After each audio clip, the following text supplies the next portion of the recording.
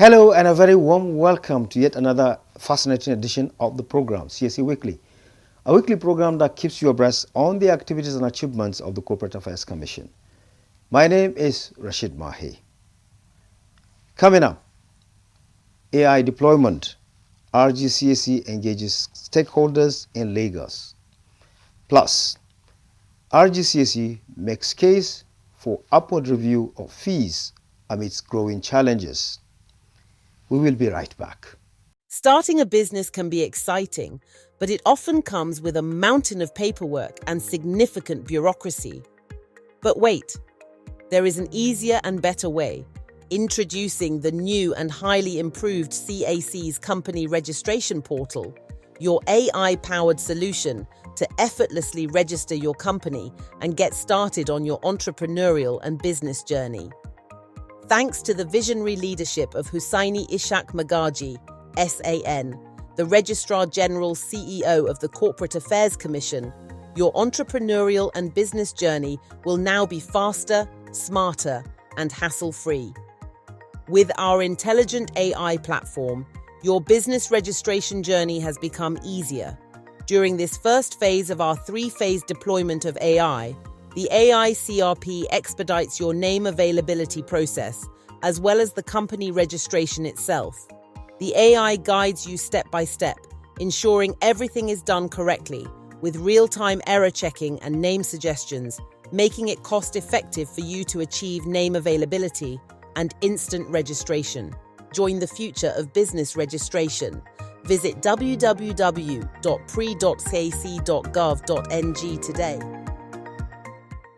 Welcome back. Let's start off with a strong message from the CSE for those carrying on business in Nigeria under an unregistered name or acronym.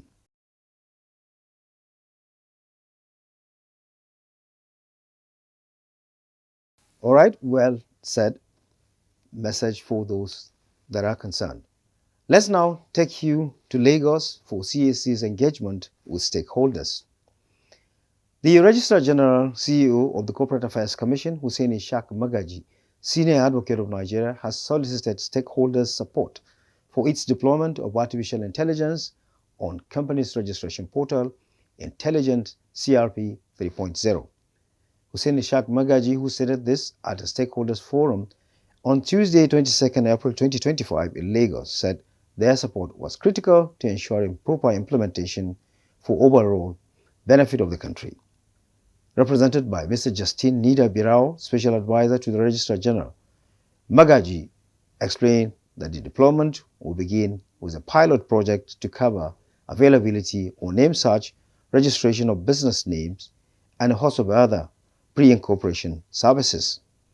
He further revealed plans to deploy additional value-added services, VAS, customized services designed to meet the specific needs of various stakeholders segment. Magaji stressed that under the VAS, organizations with robust APIs will be licensed to extract data or information in format beyond standard options currently available. He spoke on the Commission's challenges, which include cost of maintenance of software, cost of renewal of licenses, cost of information security and firewalls, cost of hosting and cost of data replication and disaster recovery plans, among others. Stakeholders' engagement of this nature usually serves two significant purposes. One, it gives the organization the opportunity to obtain feedback from customers on current performance and on challenges. Secondly, it gives the organization the opportunity also to communicate innovations and changes that are happening or have happened in the organization. This one that we consider it as in-person stakeholders engagement, in contrast to virtual engagement, has the added advantage of providing unique opportunity to the customers to interact with officials of the organization on one-on-one basis. Consequently, issues, particularly on operations that cannot easily be resolved through virtual engagement, will easily be sorted out at this meeting. He therefore maintained that it was necessary to review upward the Commission's fees to sustain its operations and perform optimally. In her remarks, Mrs. Ozofu Latunde Ogemudia, Chairman, Nigerian Bar Association, Section on Business Law, NBA SBL, applauded what she called CAC's proactive engagement and timely resolution of customer complaints during joint clinics. The collaborations between the CAC and the SBL that has gone on for decades, actually, and maybe more recently, at least the ones I do recall from personal experience, particularly the work that the SBL and the CAC did together on the current Companies and Allied Matters Act, on the company's regulations, and then the continued interactions between members of the SBL and the CAC on practical issues and challenges with the implementation of the CAMA, the regulations, and the CAC portal. I'm very happy about the progress we've made through these collaborative stakeholder engagements held every year, and also the regulatory clinic that the SBL hosts on the fringes of our annual conference, which I think the CAC management know that the CAC desk at the regulatory clinic is the most busy desk. It is the most highly anticipated. Lawyers come to the conference with a long list of issues they have with CAC filings, and they always leave with a very positive experience. So we're very grateful to the RD and to the management of the CAC for continuing in that engagement. Our conference will take place in July, and we already have earmarked the fact that we're going to host this clinic because it is one thing that it really adds value to our conference. So we're grateful to the CAC for always honoring us and giving us the right officials that can address people's issues on the ground. Also commenting, Efosa Iwere, chairperson of the Lagos State chapter of the Institute of Chartered Secretaries and Administrators of Nigeria, ICSAN, expressed support to the CAC's deployment of AI to improve its operations. If you look on the trajectory of how the engagements have been for years now, you would see that there have been time and time again challenges with the use of the portal, with the communication channels and all of that, but we can see that CAC has always tried to take that positive step in the right direction to ensure that there's constant engagement to provide solutions to all of these challenges we see in our daily use of their tools. And we're also using this medium to thank CAC again for the CAMA 2020, which has become a veritable tool in our daily engagements with governance and all of the things we have to do with our secretarial practice. Other speakers include Femi Mosoku Johnson of the Association of Corporate Governance Professionals of Nigeria, ACGPN, Ajibola Oduwole of MBA Ikeja, and Uchenna Akimbode of MBA Lagos, among others. CAC is innovating. CAC is making us to see the future, especially the challenge that is posed by AI. And none of us are going to go with them to envision this goal. I want to say that for us in our body, we are ready to actually go with CAC in this particular regard. CAC Weekly reports that OSS Management Company made a presentation on the benefits of AI deployment on the company's registration portal during the event. So really, what is AI? I mean, in simple terms, it's machine trying to simulate human intelligence. So if you think about what happens because of like a business registration, for example, you'd have an application come to an approving officer. The approving officer looks at the application and he does one of two things. Either he queries the application for whatever reason, or he approves it because it meets like certain criteria. Now, this is the simple thing that the officer has done, and to the end consumer, they see an approval or a query. But behind that, there's a lot of decision making that the approving officer has gone through to know if to approve or to query this application. And that decision making, that intelligence, that thought process is what we are trying to simulate with machine, hence AI. Okay. And the reason why it makes sense to use like artificial intelligence for such kind of tasks is because, as we see on the slide, AI is useful for pattern recognition, decision making, prediction, and automation, right?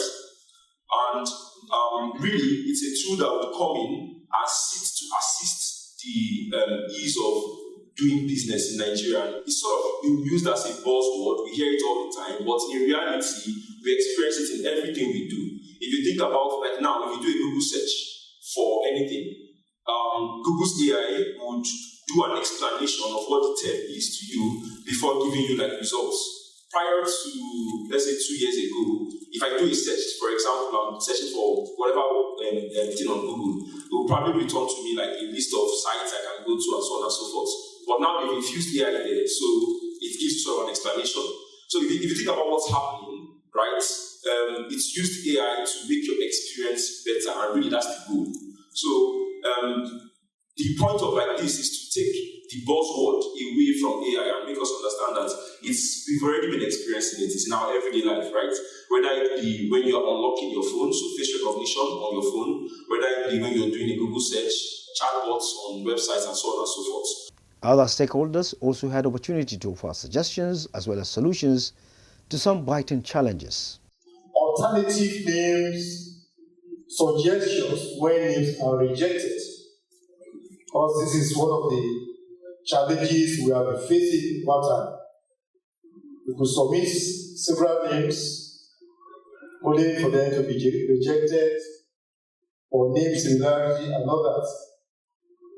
But with what the presenter has just told us, that AI will be deployed in such a way that alternative names will be suggested to make business registration easier. I know that such practice has been in use over time by the British government in their company house registration, which I think is very good. We all know that AI's major strength is patterns, detecting patterns and duplicating these patterns. However, the problem with patterns is that there are unique scenarios. There are times that we have special events, special complaints. What has been proposed at the back end for these scenarios? Because there are times when people have unique issues that they need to interact with human beings live just to resolve these issues. If we are fully pushing the responsibility to AI and people do not have this platform to at least make complaints to people at the back end who can bypass this AI or the restrictions there, then in the end we may come with certain inoperable issues, just things that will delay us or result in the same issues that multiple people have complained about. So we need to have at least a platform, let me advise, a platform that we can make our complaints within a time period, because we don't want the usual delays we have right now. Since we are adopting technology wholesomely, we should look at having a chatbot in the system where if a query is issued, I can interact with the person to say, I don't understand this query, because sometimes you ask me to, like she said, justify. When you start to justify, you mean I should interact, I should do an analysis of what it is. Who do I analyze with? The commission is locked out. I don't have anybody to. So most times we go back to say resolved. And the person comes back again to say, in fact, the last one I got was go and visit the nearby CAC office, which I can't access. So I think you should look at that as part of the value-added service that you're talking about. Thank you. CHD officials also responded to some questions and concerns. Today, under Government 2020, the share capital of the company is defined as those shares that are issued at any given time. So if you have shares that are not issued, that part of the shares, those shares that are not issued are considered part of the share capital. And that's why if you have unusual shares to come on the portal to do anything on your shares, what you see captured is that part of the shares that you have issued. So a lot of people come and tell us that the information on the portal is not reflecting what is. That they have 2 million shares and we are capturing the portal says 1 million. It's because they have only issued 1 million. Now, what that means is that those shares that are issued, they are not dead, they are not cancelled. But for as long as they remain issued, and for every day that they remain unissued. Now, concerning the issue of notice, the timeline provided by CAMA, the transition period, was just 6 months. CAMA 2020 came into effect on the 7th of August 2020. So 7 months from then would have expired by February 2021. But because of interventions and the ICSAN, the NBSBL, everybody was on CAC that 6 months was just too short to transit. Right? And that is because some of the decisions that would have had to be taken at that time would have required calling general meetings of the companies. And for PLCs, this isn't, they don't just call meetings. It's not something you just approach with levity. So we said, okay, we'll extend the timeline from February 2021 to December 31, 2022. That was an extension of about 2 years. Right? We didn't have powers to extend.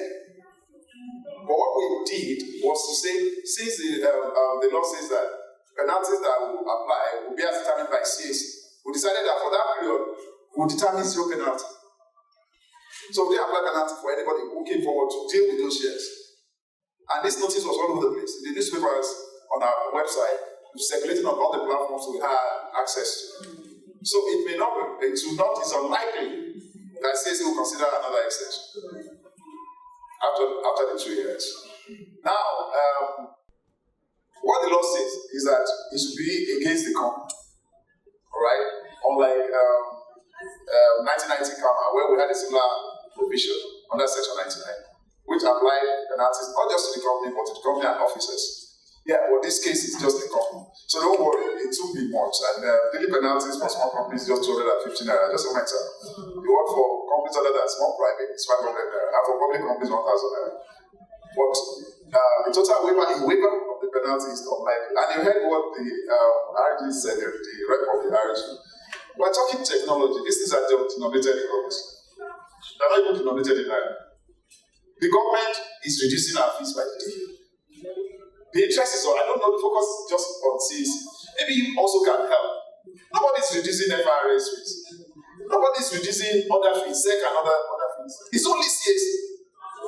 And yet it's CAC that has the most to cover in terms of cost. We have offices in all the states. All the states, not so much. In every state, we have offices. And when we say we have the full complements of an office. We maintain these places. Our cost is very cheap. We have not reviewed costs since when the dollar was 15 naira to a dollar. Yeah? And then the government keeps saying these are big businesses, of the CAC cut costs. So where can we get the money to run and try this technology? The sharing news that we want to convey to this audience is actually that the Commission has also taken it upon itself to actually move some of these organizations that are considered very critical to our operations. And one of which is the trademark. I know very well that CAC has recently awarded contract to digitalize the trademark registry. And that is for a reason. That when the artificial intelligence will be deployed, the issue of availability in terms of checking the data of trademark registry will be key. So, where we think there is a need for us to interface or to cooperate with other organizations that we think is critical to our operation, we wouldn't shy away from that. But for the moment, it's only trademark registry that we have identified as the one that is critical to others. Then I think somebody talked about reform. So let me talk briefly on the issue of reform. Now you realize those of you that are following trends, that there is what they call TSA, and there is what they call automatic deduction. So any amount that you pay to what is considered as a revenue-generating organization, 50% is automatically deducted before you even render the service. Now the question arises, if 50% of what is paid is deducted and somebody is asking for reform, what percentage will you reform? So it's not that we deliberately create obstacles or problems for our clients, but certain decisions, certain difficult decisions have to be taken. And where we suggest is that except it becomes impossible to render the service, then it is only at that point that we will now consider the issue of reform. But so long as we can offer service for that particular distinct issue of reform wouldn't arise at all. Well done, CSC. The Commission is expected to hold a similar forum soon in Port Harcourt, Rivers State. We say congratulations and best of luck to the trailblazing Registrar General, Hussein Ishaq Magaji, Senior Advocate of Nigeria. And we say bye to Lagos and bring you this message on the importance of the PSC filing straight from the Registrar General's desk. Did you know that it is now mandatory by law for companies to declare all persons with significant control of ownership of company to the Corporate Affairs Commission, CAC? Listen to the Registrar General of the CAC. By the extant regulation in Nigeria, the identity of the person behind any company must be disclosed. By virtue of Section 119 and 791 of the Companies and Allied Matters Act of 2020 and the Person with Significant Control Regulations of 2022, the law aims to enhance transparency in corporate ownership across Nigeria. Any person or any individual with ultimate power or with 5% interest holding must disclose his identity. Under this law, any company that fails to disclose the beneficial owner of its company or the ultimate person in the company who has influence either directly or indirectly, or the person with 5% shareholding and above or voting rights may face serious consequences. The law required that any person who assumed that position must disclose that position to that company within 7 days. And the company must communicate same and file same to the Corporate Affairs Commission within 30 days. The identity of the beneficial owner must be a name of a natural person. Failure to comply attracts daily penalties imposed by law. If it is a natural person, it attracts 5,000 daily from the date of breach. But if it is unnatural person, it requires 10,000 from the day of the breach to the day of compliance, and it also attracts administrative penalties by the Corporate Affairs Commission. The CAC reserves the right to refuse to receive any filings from any non-compliant company or even to list the company from its register. For more details, check the Person with Significant Control website at bor.cac.gov.ng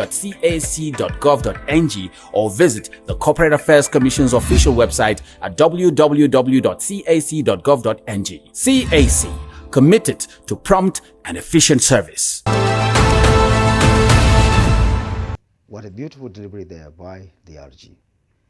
And now, do you know that by the provisions of Section 421, subsection 1, of the CAMA 2020, the annual return of a company limited by shares or guarantee or unlimited shall be completed, signed and delivered to the Corporate Affairs Commission not later than 42 days after the annual general meeting for the year.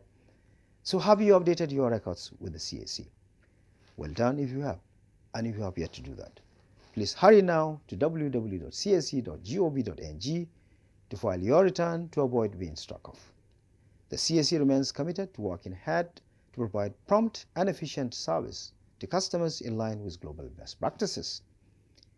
And that does it for this week's edition of the program CAC Weekly. We do hope you enjoyed watching.